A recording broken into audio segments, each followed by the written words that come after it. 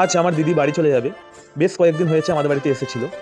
সত্যি কথা বলতে যখন আসে তখন ঠিক যতটা আনন্দ হয়, আর যখন চলে যায় ঠিক তার ডবল কষ্ট হয়।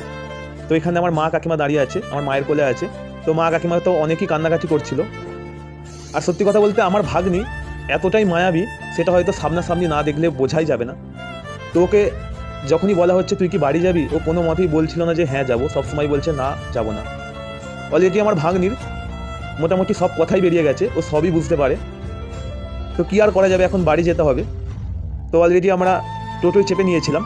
তারপরে আমাদের বাড়ির কাছাকাছি বাগনাপাড়া স্টেশনে চলে এসেছি। তো স্টেশনে আসার পর আমার ভাগ্নি অনেকে দুষ্টুমি করছিল, ও খালি আমার মাকে খুঁজছিল, মানে দিদাকে। তো আমাদের বাড়িতে যখনই আসে ও আমার মায়ের কাছে এবং আমার কাকিমার কাছেই বেশিরভাগ সময়টাই থাকে। ওর মাকেই ভুলে যায় আসলে, সব সময় খালি দিদা আর দিদা। তো আমি এখন দিদিকে বাড়ি দিতে যাচ্ছি।